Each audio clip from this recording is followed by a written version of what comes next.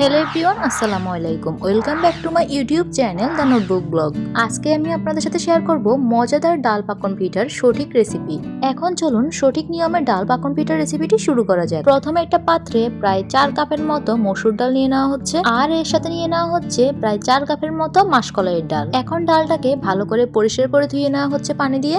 ডালটাকে পরিষ্কার করে ধুয়ে নেওয়া শেষে এখন ডালটাকে সেদ্ধ করার জন্য চুলায় একটা বড় কড়াই বসিয়ে দেওয়া হয়েছে। কড়াইয়ের মধ্যে পরিমাণ মতো পানি দিয়ে এখন ডালটাকে পানির মধ্যে দিয়ে দেওয়া হচ্ছে। ডাল দেওয়া শেষে এখন এর মধ্যে দিয়ে দেওয়া হচ্ছে সামান্য পরিমাণে হলুদের গুঁড়া, প্রায় 2 চামচ পরিমাণ লবণ। এখন ডালের সাথে হলুদ এবং লবণটাকে মিশিয়ে নেওয়া হচ্ছে। ডালের সাথে হলুদ এবং লবণটা মিশিয়ে এখন এর মধ্যে দিয়ে দেওয়া হচ্ছে প্রায় 2 থেকে 3টা তেজপাতা। এখন চুলার আঁচ মিডিয়াম হিটে রেখে ডালটাকে সিদ্ধ করে নিতে হবে, আর কিছুক্ষণ পর পর এভাবে নেড়ে ছেড়ে দিতে হবে।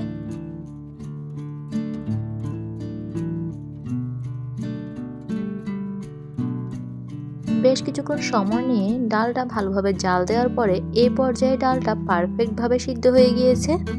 এখন কড়াইটা চুলা থেকে নামিয়ে ডালটা ঠান্ডা হওয়া পর্যন্ত অপেক্ষা করতে হবে। ডালটা ঠান্ডা হয়ে যাওয়ার পরে এখন এই পর্যায়ে ডালটাকে ব্লেন্ডারে ব্লেন্ড করে নিয়ে নেওয়া হচ্ছে। আপনারা চাইলে এই কাজটা শিলপাটায়ও করতে পারেন। একবার হলো এই রেসিপি ফলো করে এই পিঠাটা বাসায় তৈরি করে দেখবেন। এই পিঠাটা একবার বানিয়ে খেলে আপনার বারবার খেতে ইচ্ছে করবে, আর এই পিঠাটা ছোট বড় সকলের খুবই ভালো লাগবে। যদি এই পিঠা একবারও বানিয়ে না খান তাহলে আপনি এর স্বাদ কখনোই বুঝতে পারবেন না।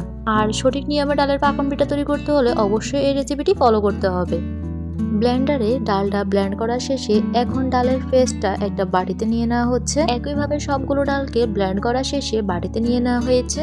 এখন চুলায় একটা বড় কড়াই বসিয়ে দেওয়া হয়েছে। কড়াইয়ের মধ্যে ডালের পেস্ট দিয়ে দেওয়া হচ্ছে। ডালের পেস্ট দিয়ে দেওয়া শেষে এখন যে ব্লেন্ডার জগে ডালটাকে পেস্ট করা হয়েছে সেই ব্লেন্ডার জগটা পানি দিয়ে ধুয়ে সেই পানিটা ডালের পেস্টের সাথে দিয়ে দেওয়া হচ্ছে। এখন ডালের পেস্টের সাথে পানিটাকে ভালোভাবে মিশিয়ে ডালের পেস্টটা অনবরত নাড়তে হবে। এই পর্যায়ে চুলার আঁচ মিডিয়াম হিটে রাখতে হবে। বেশ কিছুক্ষণ সময় নিয়ে ডালের পেস্টটা অনবরত নাড়তে হবে। এই পর্যায়ে ডালের পেস্টের সাথে দিয়ে দেওয়া হচ্ছে সামান্য পরিমাণে হলুদের গুঁড়া, এতে করে পিঠার কালার সুন্দর হবে। আর দিয়ে দেওয়া হচ্ছে পরিমাণ মতো লবণ।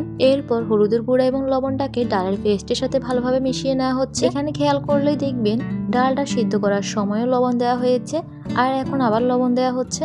অবশ্যই ডালের লবণটা চেক করে দিবেন। বেশ কিছুক্ষণ সময় নিয়ে জাল দেওয়ার পরে এই পর্যায়ে ডালের পেস্টটা ফুটে উঠেছে। এখন এর মধ্যে দিয়ে দেওয়া হচ্ছে অল্প অল্প করে চালের গুঁড়া। প্রথমে এর মধ্যে দিয়ে দেওয়া হচ্ছে প্রায় 3 কাপ পরিমাণ চালের গুঁড়া।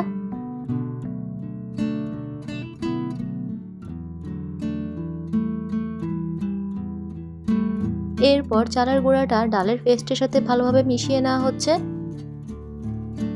ডালের পেস্টের সাথে চালের গুঁড়াটা মিশানোর সময় এই পর্যায়ে ডালের পেস্টের মধ্যে দিয়ে দেওয়া হচ্ছে আরো 2 কাপ পরিমাণ চালের গুঁড়া। অর্থাৎ ডালের পেস্টের মধ্যে অল্প অল্প করে চালের গুঁড়া দিয়ে পারফেক্ট ডালের ডো তৈরি করে নেওয়া হচ্ছে। এই পর্যায়ে ডালের পেস্টের মধ্যে চালের গুঁড়াটা মিশিয়ে পারফেক্ট ডালের ডো তৈরি করে নেওয়া হয়েছে। এখন কড়াইটা চুলা থেকে নামিয়ে ট্রের মধ্যে ডালের ডো নিয়ে নেওয়া হয়েছে। এখন ডো গুলো হাতের সাহায্যে মধ্যে পিঠা তৈরি করার জন্য পারফেক্ট ডালের ডো তৈরি করে নেওয়া হচ্ছে। স্ক্রিনে লক্ষ্য করলে আপনারা খুব সহজে প্রতিটি স্টেপ বুঝতে পারবেন, তাই সম্পূর্ণ ভিডিওটি না টেনে দেখবেন আর প্রতিটি স্টেপ ফলো করবেন। তাহলে আপনাদের ডালের পাকন পিঠা পারফেক্ট হবে আর খেতেও মজার হবে।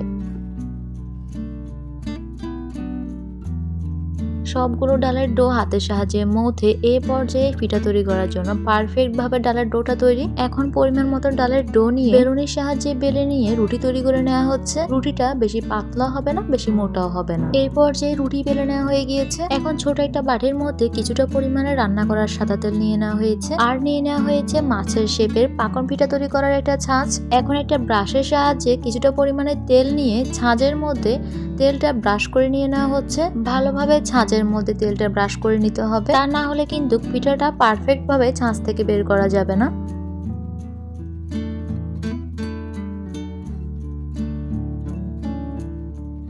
এই পর্যায়ে ছাঁচের মধ্যে তেলটা ব্রাশ করা হয়ে গিয়েছে।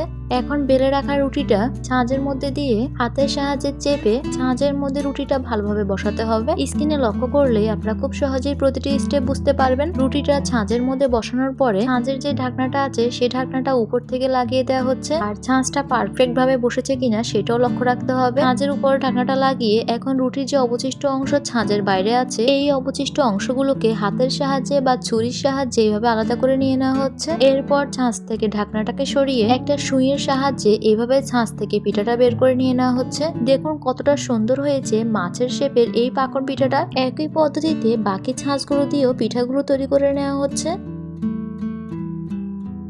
যারা আমার চ্যানেলে নতুন, আমার ভিডিওগুলো নতুন দেখছেন, এখন আমার চ্যানেলটি সাবস্ক্রাইব করেন নাই, তারা অবশ্যই আমার চ্যানেলটি সাবস্ক্রাইব করবেন। চ্যানেলের পাশে থাকা বেল আইকনটি অন করে দিবেন, তাহলে পরবর্তীতে নতুন নতুন ভিডিওগুলো আপনারা খুব সহজেই দেখতে পারবেন। আর যারা সাবস্ক্রাইব করেছেন, চ্যানেলের পাশে আছেন, তাদেরকে অসংখ্য ধন্যবাদ।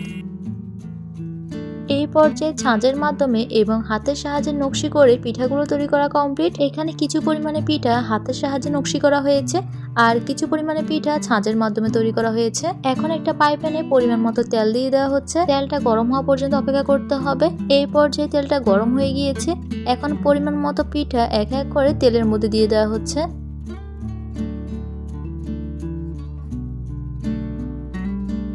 পিঠাগুলো তেলের মধ্যে দিয়ে দেওয়া শেষে এখন পিঠাগুলোকে সময় নিয়ে ভেজে নেওয়া হচ্ছে। বেশ কিছুক্ষণ সময় হাতে নিয়ে পিঠাগুলোকে এপিট ওপিট করে ভেজে নিতে হবে। কিছুক্ষণ সময় নিয়ে পিঠাগুলোর এক পাশ ভেজে নেওয়ার পরে এখন পিঠাগুলোর অপর পাশ উল্টিয়ে দেওয়া হচ্ছে। সাইডে আরেকটা পিঠা ভেজে নেওয়ার জন্য দিয়ে দেওয়া হচ্ছে। এইভাবে সময় নিয়ে পিঠাগুলোকে এপিট ওপিট করে ভেজে নেওয়া হচ্ছে। এই পর্যায়ে পিঠাগুলো ভাজা হয়ে গিয়েছে। এখন একটা কাঠির সাহায্যে পিঠাগুলোকে নিয়ে নেওয়া হচ্ছে। এতে করে পিঠা থেকে তেলটা ভালোভাবে ঝরে যাবে আর পিঠাটা ভাঙবে না। পিঠাগুলোকে তেল থেকে ছেঁকে ছাঁকনির মধ্যে নিয়ে এখন বাকি যে পিঠাগুলো আছে সেগুলো একইভাবে তেলের মধ্যে ভেজে নেওয়া হচ্ছে। এই পর্যায়ে বাকি পিঠাগুলো ভেজে নেওয়া কমপ্লিট। এখন পিঠাগুলোকে ছেঁকে ছাঁকনির মধ্যে নিয়ে নেওয়া হচ্ছে। পিঠাটাকে সাইডে সরিয়ে রেখে এখন এই পর্যায়ে পিঠার জন্য শিরা তৈরি করে নেওয়া হচ্ছে। শিরা তৈরি করার জন্য ফ্রাই প্যানে 3 কাপ পরিমাণ চিনি দিয়ে দেওয়া হয়েছে আর এর মধ্যে দিয়ে দেওয়া হচ্ছে 2 কাপ পরিমাণ পানি। এরপর এর মধ্যে দিয়ে দেওয়া হচ্ছে তেজপাতা, এলাচ আর দারচিনি। আপনারা যদি এই পাকন পিঠা সংরক্ষণ করে রাখতে চান তাহলে পাকন পিঠাগুলোকে প্রথমে ভেজে নেওয়ার পরে এয়ারটাইট বক্সে করে ফ্রিজে সংরক্ষণ করতে পারবেন। চুলাটা সাইডে রেখে চিনির শিরাটা তৈরি করে নেওয়া হচ্ছে। বেশ কিছুক্ষণ সময় নিয়ে জাল দেওয়ার পরে এই পর্যায়ে চিনিটা গলে গিয়ে চিনির শিরা ফুটে উঠেছে আর এই পর্যায়ে শিরাটা নেড়ে ছেড়ে দেওয়া হচ্ছে। যখন দেখবেন আঙুলের সাহায্যে শিরাটা নিলে এভাবে তার তৈরি হয়, তখন বুঝে নেবেন শিরাটা পারফেক্ট ভাবে তৈরি হয়ে গিয়েছে। এই পর্যায়ে চিনির শিরা তৈরি। এখন শিরাটা একটা সাইডে সরিয়ে রেখে ভেজে রাখা পিঠাগুলোকে আবারও ভেজে নেওয়া হচ্ছে।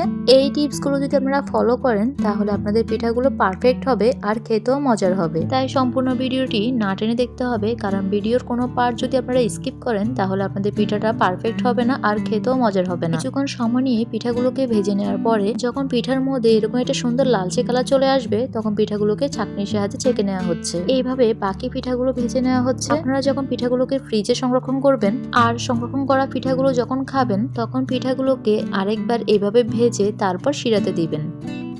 এই পর্যায়ে দ্বিতীয়বারের মতো ভেজে নেওয়া পিঠাগুলোকে এক এক করে শিরাতে দিয়ে দেওয়া হচ্ছে। পিঠাটা শিরার মধ্যে এপিট ওপিট করে চুবিয়ে নিয়ে এখন পিঠাটা শিরা থেকে ছেঁকে একটা প্লেটে নিয়ে নেওয়া হচ্ছে।